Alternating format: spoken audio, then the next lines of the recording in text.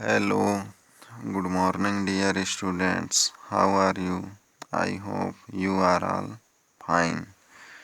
तो चलिए आज का क्लास स्टार्ट करते हैं। पिछले वीडियो में हम लोगों ने अध्याय 1 गणित के इतिहास शुरू कर चुके थे, जिसमें हम लोगों ने गणित के इतिहास के बारे में जाना और अंकगणित शून्य के आविष्कार या अंकगणित शून्य के आविष्कार, अंक पद्धति, स्थानीय मान, पूर्णांक परिचय, बीजगणित एवं रेखा गणित, इन सब के बारे में पढ़ा। तो आइए आज आगे देखते हैं। आगे है बोधायन प्रमेय। तो आइए देखते हैं बोधायन प्रमेय को। तो बोधायन प्रमेय को यहाँ लिखा गया है, दीर्घ चतुरस्रस्य अक्षीणा रज्जु पार्श्वमानी त्र्यकमानी च यत् पृथग्भूते कृत तत् उभयं करोति। तो ये बोधायन प्रमेय है। तो सरल सूत्र, तो इसका अर्थ है, ये संस्कृत भाषा में लिखा गया है, तो इसका अर्थ आइए समझते हैं। तो आशय है, एक आयत के विकर्ण पर बने वर्ग का क्षेत्रफल आयत के दो भुजाओं पर बने वर्गों के क्षेत्रफलों के योग के बराबर होता है। तो क्या है बोधायन प्रमेय? एक आयत के विकर्ण, एक आयत है जिसके विकर्ण पर बने वर्ग का क्षेत्रफल आयत के दो भुजाओं पर बने वर्गों के क्षेत्रफल के योग के बराबर होता है। हम जानते हैं कि आयत का विकर्ण आयत को दो समकोण त्रिभुजों में विभाजित करता है तथा समकोण त्रिभुज में कर्ण का वर्ग शेष दो भुजाओं के वर्गों के योग के बराबर होता है। समकोण त्रिभुज की भुजाओं के बीच यह संबंध पाइथागोरस के नाम से जाना जाता है, किंतु डॉक्टर बृजमोहन की पुस्तक गणित के इतिहास पृष्ठ 243 पर उल्लेख है कि यह बात अब अधिकांश इतिहासज्ञ मानने लगे हैं कि पाइथागोरस का प्रमेय सरल सूत्रों के लेखकों को पाइथागोरस के जन्म से सैकड़ों वर्ष पहले ज्ञात हो चुका था। यूनानी दार्शनिक पाइथागोरस का जीवन 572 ईसा पूर्व से 501 ईसा पूर्व तक माना जाता है, जबकि भारतीय गणितज्ञ बोधायन ने इस प्रमेय को पाइथागोरस से सैकड़ों वर्ष पूर्व साधारण सर्वाधिक व्यापक रूप से व्यक्त किया है। अतः यह प्रमेय वास्तव में बोधायन प्रमेय है। इसे सरल सूत्र प्रमेय भी कहते हैं। तो बोधायन प्रमेय को क्या कहते हैं? सरल सूत्र प्रमेय भी कहते हैं। तो यहाँ पर ये बोधायन प्रमेय क्या है, यहाँ से ये वाला पॉइंट क्या बोला गया? आयत के विकर्ण। अब एक आयत है, उसके विकर्ण पर बने वर्ग का क्षेत्रफल क्या होता है? आयत की दो भुजाओं के वर्गों के क्षेत्रफलों के योग के बराबर होता है। यानी कि एक आयत है जिसके विकर्ण पर बना गया वर्ग, उसके दो भुजाओं यानी कि उसी आयत के दो भुजाओं के वर्ग के क्षेत्रफलों के बराबर होता है। कौन? विकर्ण पर बने क्षेत्रफल का वर्ग। जैसे यहाँ चित्र में दिखाया गया है, ये जैसे मान लेते हैं एक आयत है। अब इसके विकर्ण, जैसे ये आयत है तो विकर्ण क्या होता है? सम्मुख शीर्ष को मिलाने पर, यानी कि सम्मुख शीर्ष को मिलाने वाले भुजा को विकर्ण कहते हैं। तो यहाँ से अगर मैं इसको मिला दूँ ऐसा, ये इस तरीके से। तो ये क्या हो गया, इस आयत का विकर्ण हो गया। तो इसी विकर्ण पर बने वर्ग, यानी कि इस विकर्ण के लंबाई के बराबर अगर वर्ग बनाएंगे तो मान लो मैं इस यहाँ से ऐसा और इसको भी ऐसा बढ़ा देते हैं, यानी कि इस तरीके से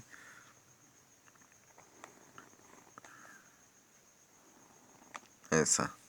तो ये एक वर्ग बन रहा है। ये इस वर्ग का क्षेत्रफल, ये वर्ग बन गया, यानी कि ये जो विकर्ण है इस भुजा के लंबाई के बराबर वर्ग बनाएंगे इस तरीके से, तो वह क्या है, इस आयत के दो भुजाओं पर बने वर्ग के क्षेत्रफल के बराबर होता है। अगर इस भुजा के बराबर एक वर्ग बनाऊं तो इस तरीके से ऐसा बढ़ाऊं तो इस तरीके से ये वर्ग बनेगा। तो वर्ग क्या होता है, जिसके सभी भुजाएं बराबर हो तो उसे वर्ग कहते हैं, प्रत्येक कोण 90 डिग्री का हो। तो यहाँ से अगर इस भुजा को बनाएं तो इस तरीके से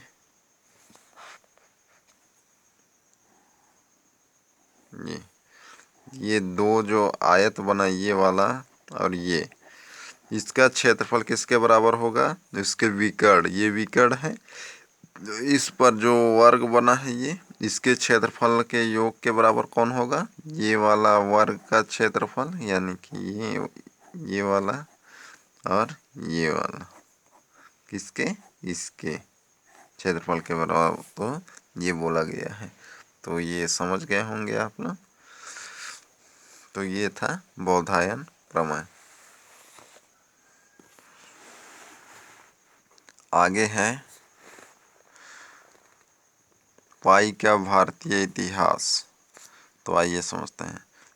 पहला आर्यभट्ट द्वारा दिया गया था, जो यानी कि आर्यभट्ट के अनुसार पहला है, पहले गणितज्ञ थे, यानी कि आर्यभट्ट पहले गणितज्ञ थे जिन्होंने परिधि और व्यास के अनुपात अर्थात पाई का लगभग परिमित मान निकाला था, अर्थात निश्चित मान निकाला था, जिसे चतुर्धिकम शतमष्टगुणम द्वाष्टिशतः सहस्राणाम आयुत्ये विस्कसंभे आसनो वृत्तः परिह।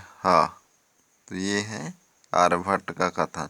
तो इसमें अर्थात इसका अर्थ है 100 में 4 जोड़कर उसे 8 से गुणा करें और उसे कितने 62,000 जोड़ें, यह योगफल 20,000 व्यास के वृत्त के परिधि का लगभग माप होगा, अर्थात 20,000 व्यास के परिधि, व्यास के वृत्त की परिधि 62,832 होगी। तो ये है आर्यभट्ट के द्वारा किसके बारे में, पाई के बारे में दिया गया कथन।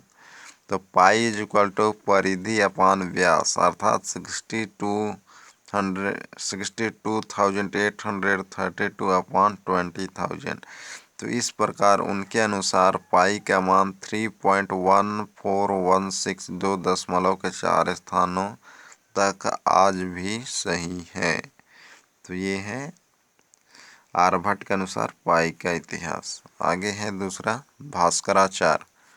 तो भास्कराचार्य ने अपने ग्रंथ लीलावती में पाई का मान दिया है। तो भास्कराचार्य ने कौन से ग्रंथ में पाई का मान दिया है, लीलावती ग्रंथ में, यानी कि लीलावती ग्रंथ किसके द्वारा रचित है, भास्कराचार्य के द्वारा। तो ये याद रखेंगे। तो आइए देखते हैं आगे।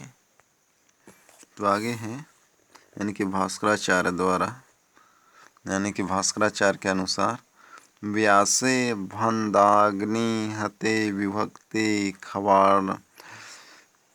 खवान सूर्ये परिधि स सूक्ष्म द्वाविंशतिघ्ने विहृतेस्थले स्थूलो अर्थवासद व्यवहार योग। तो अर्थात ये भास्कराचार्य द्वारा कहा गया है। तो जिसके अनुसार अर्थात है व्यास को 3927 से गुणा कर 1250 से भाग देने पर सूक्ष्म परिधि होती है, अथवा व्यास को 22 से गुणा कर 7 से भाग देने पर व्यवहार के योग्य परिधि का स्थूल मान प्राप्त होता है। तो ये था भास्कराचार्य द्वारा पाई के बारे में इतिहास, यानी कि पाई के बारे में। तीसरा है स्वामी भारती स्वामी भारती कृष्ण तीर्थ ने पाई बाई 10 का मान सुविदित अनुष्टुप छंद में तथा वर्णमाला के कूट भाषा में दिया गया है। तो आइए देखते हैं इसके अनुसार क्या कहा गया है। तो इनके अनुसार गोपी भाग्यम ध्रुवात श्रृंगीसो दधि संधिग खल जीवित खताव गलहाला रसंधर। तो ये है स्वामी कृष्ण तीर्थ के अनुसार। तो अर्थात इसका अर्थ है स्वामी जी के अनुसार इस छंद के 3 उपयुक्त अर्थ निकाले जा सकते हैं। पहले अर्थ में यह भगवान कृष्ण जी की स्तुति है, दूसरे अर्थ में भगवान शंकर की स्तुति है तथा तीसरे अर्थ में पाई बाई 10 का मान दशमलव के 32 स्थान तक है। कितने स्थान तक? दशमलव के 32 स्थान तक। अर्थात पाई बाई 10 इक्वल टू 0.031459 इस तरीके से है। तो ये आप लोग पढ़ लेंगे। इन्होंने वैदिक गणित नामक ग्रंथ की रचना की। तो वैदिक गणित नामक ग्रंथ की रचना किसने की? स्वामी भारती कृष्ण तीर्थ के द्वारा। तो ये पॉइंट याद रखेंगे। इसमें 16 सूत्र है तथा 13 उपसूत्र है। तो ये याद रखेंगे। आगे है चौथा, श्रीनिवास रामानुजन के अनुसार रामानुजन का यूरोप में जो पहला शोध निबंध प्रकाशित हुआ उसका शीर्षक था प्रतिरूपक समीकरण और पाई के सन्निकट मान। तो इक्वेशन एप्रोक्सीमेशन टू। उन्होंने पाई के सन्निकट मान के लिए कई सूत्रों की खोज की। तो ये था 4 गणितज्ञों द्वारा पाई के बारे में कहा गया कथन।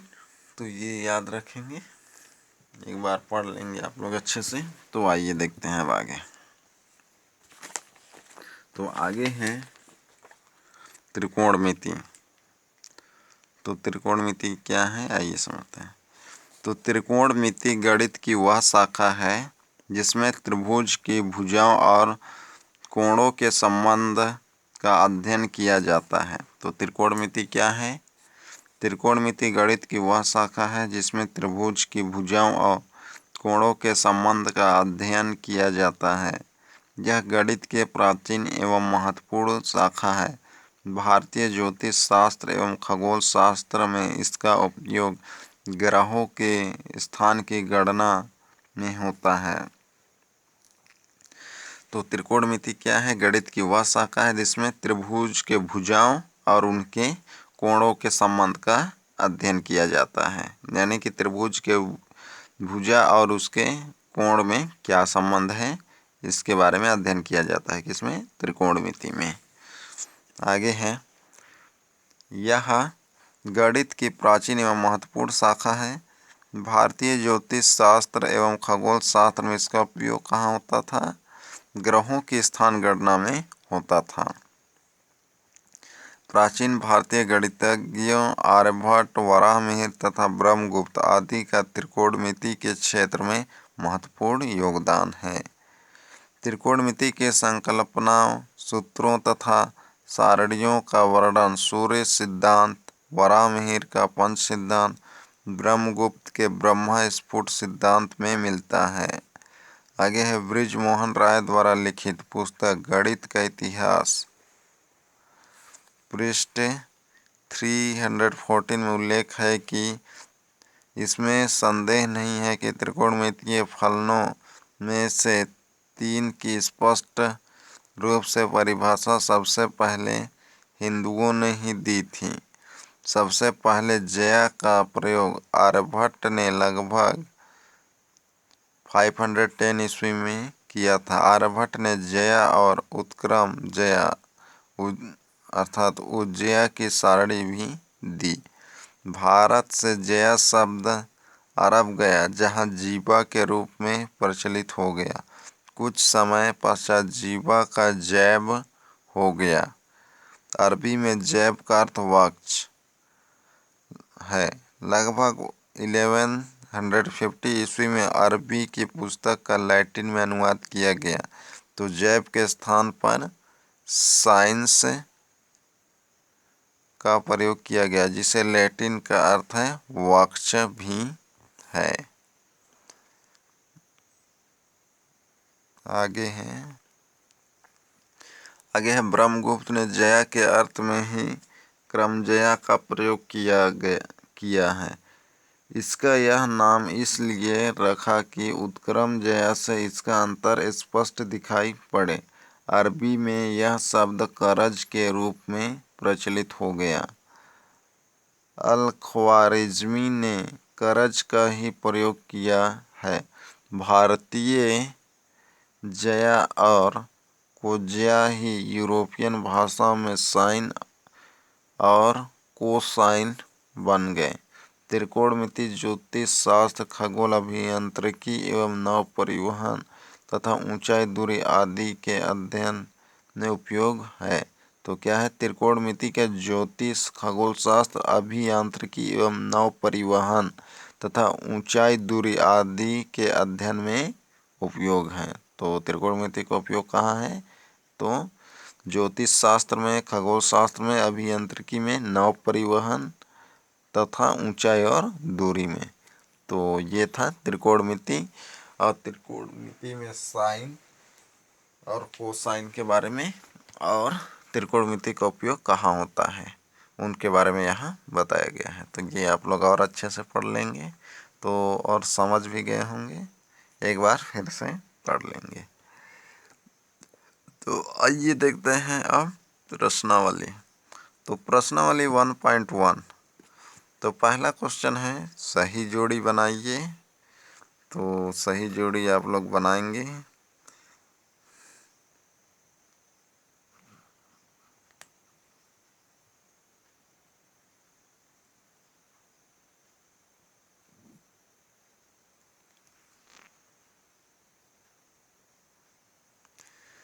तो ये आप लोगों का होमवर्क में रहेगा, सही जोड़ी बनाइए। आगे है प्रश्न नंबर 2, यानी कि होमवर्क में इसको करेंगे आप लोग। आगे है प्रश्न नंबर 2, रिक्त स्थानों की पूर्ति कीजिए। तो रिक्त स्थानों की पूर्ति कीजिए में कहा आकाश तथा शून्य के लिए खालिस्तान शब्द का प्रयोग होता था। ये हम लोग पढ़ चुके हैं गणित के इतिहास में, तो ये भी बनाएंगे। दूसरा है तलक्षण शब्द खालिस्तान संख्या हेतु होता था। ये भी हम लोग पढ़ चुके हैं। अब वर्णांक पद्धति का प्रयोग खालिस्तान गणितज्ञ ने अपने खालिस्तान ग्रंथ में किया था। ये भी पढ़े हैं। चौथा, खालिस्तान को ही अव्यक्त गणित कहा जाता है। ये भी पढ़ चुके हैं। वैदिक गणित में खालिस्तान सूत्र हैं। ये भी हम लोग अभी पढ़ें तो भरेंगे। यानी कि प्रश्न नंबर 1 और प्रश्न नंबर 2 आप लोगों का होमवर्क में है, बनाएंगे होमवर्क में। आगे है आधुनिक संख्या प्रणाली की विशेषताएं लिखिए। तो ये आप लोग गणित के इतिहास जो पढ़े उसमें ढूंढकर लिखने का प्रयास करेंगे। तो होमवर्क में 2 क्वेश्चन रहेगा, 1 और 2। ये क्वेश्चन नंबर 1 सही जोड़ी बनाइए, क्वेश्चन नंबर 2 रिक्त स्थान की पूर्ति कीजिए। बाकी आप लोग ढूंढकर लिखने का प्रयास करेंगे। नहीं बनेगा तो अगले क्लास में मैं बताऊंगा आप लोगों को। तो आगे देखते हैं। आगे है गणन संक्रिया की सरल विधियाँ। तो आइए देखते हैं क्या क्या है गणन संक्रिया की सरल विधियाँ। हम यहाँ गणना के जिन सरल विधियों का अध्ययन करने जा रहे हैं उन विधियों के शोधकर्ता गणितज्ञ एवं उनके ग्रंथ का संक्षिप्त परिचय प्राप्त करेंगे। अनुपम गणितज्ञ स्वामी भारती कृष्ण तीर्थ शंकराचार्य गोवर्धन मठ जगन्नाथपुरी ने वैदिक गणित नामक ग्रंथ की रचना कर एक अभिनव कार्य किया। इस ग्रंथ में उन्होंने असाधारण 16 सूत्रों और 13 उपसूत्रों का विवरण उनके गुणधर्म तथा प्रयोग के साथ दिया है। इस ग्रंथ में 40 अध्याय हैं। इसे नितांत नवीन दृष्टिकोण के साथ प्रस्तुत किया गया है। तो ये था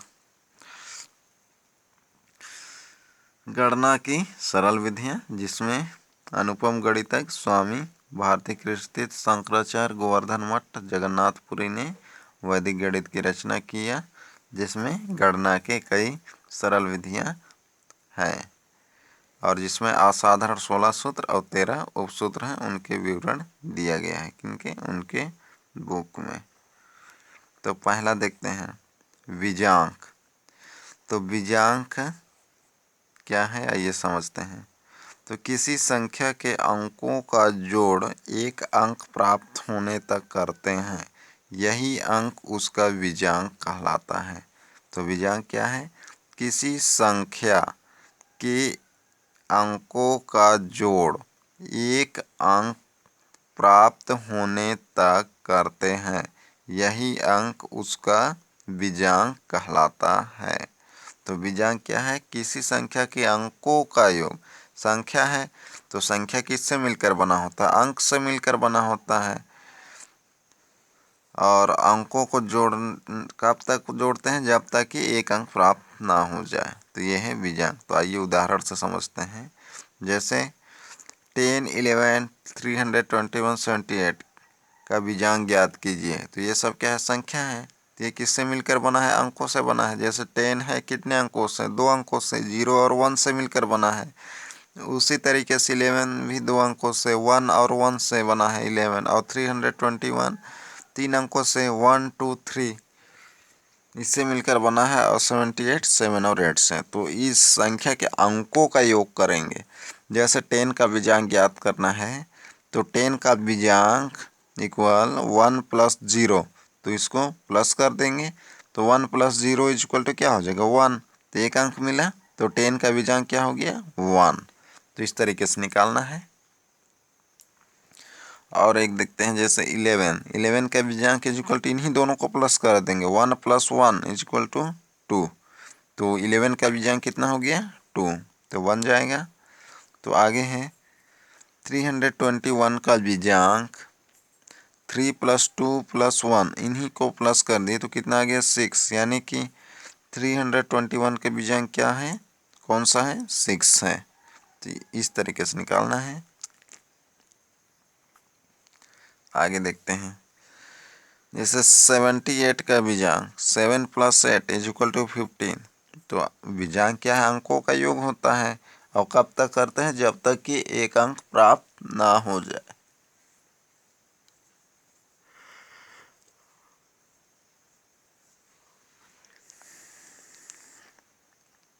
सेवेंटी 8 का बीजांक 7 + 8 इक्वल टू 15, 2 अंक में मिला। तो 15 का फिर से प्लस करेंगे, 1 + 5।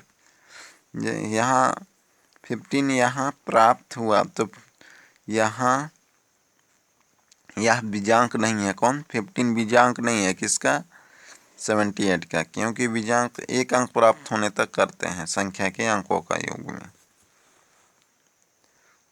अतः इसके अंकों को पुनः जोड़ेंगे। 1 + 5 इक्वल टू 6। अतः 78 का बीजांक कौन होगा, 6। अब यहाँ एक अंक प्राप्त हो गया। तो इस तरीके से बनाना है, बन जाएगा। जैसे यहाँ पर इसको ऐसा भी लिख सकते हैं आप लोग,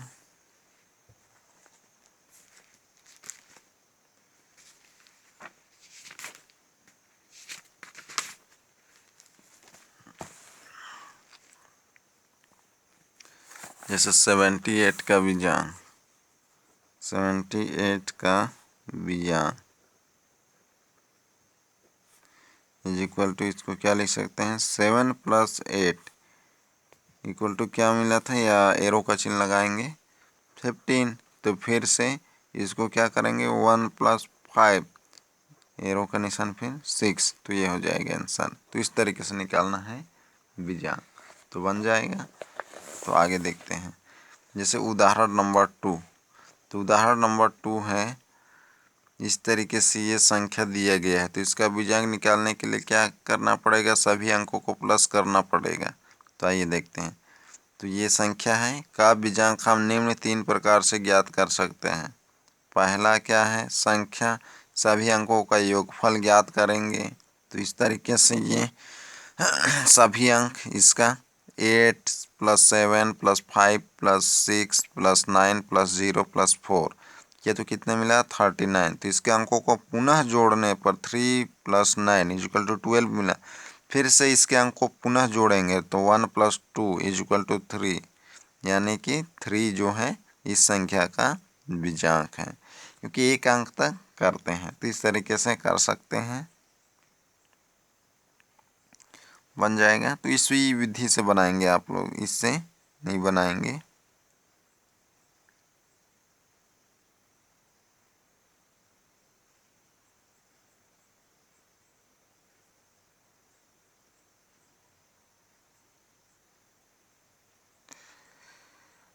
तो ये था बीजांक ज्ञात करना, तो बन जाएगा।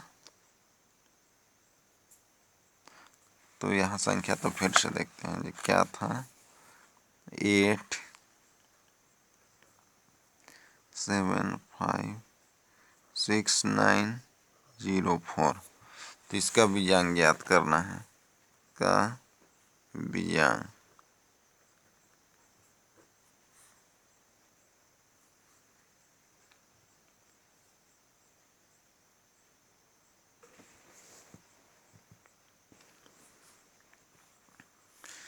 इक्वल, तो इसको प्लस करेंगे, 8 + 7 + 5 + 6 + 9 + 0 + 4, तो ये होगा।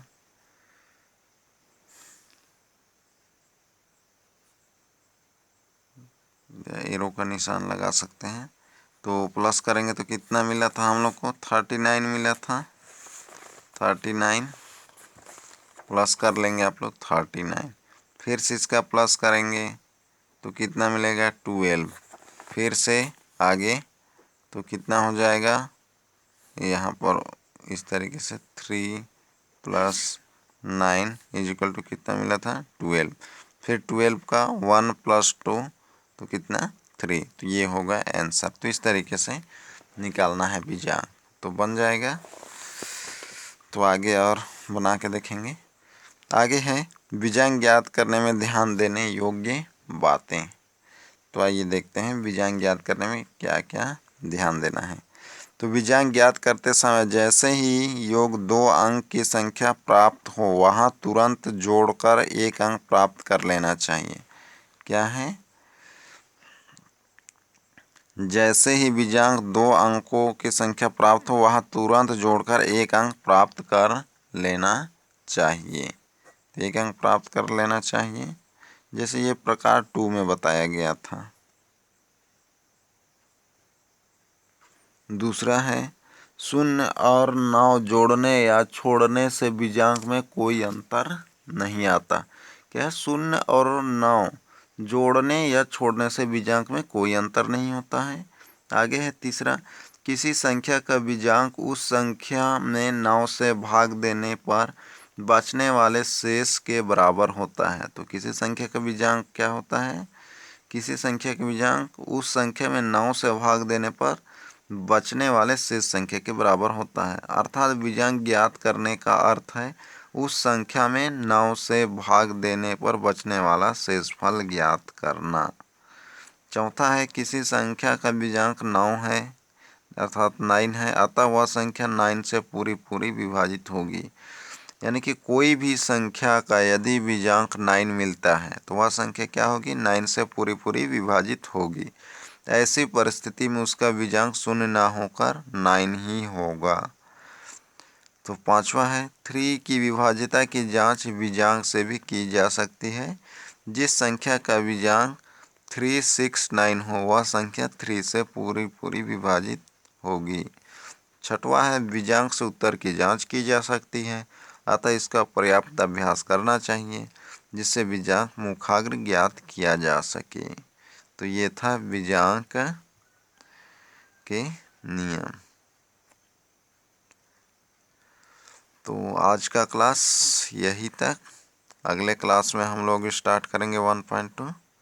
तो आज यही तक, ओके बाय।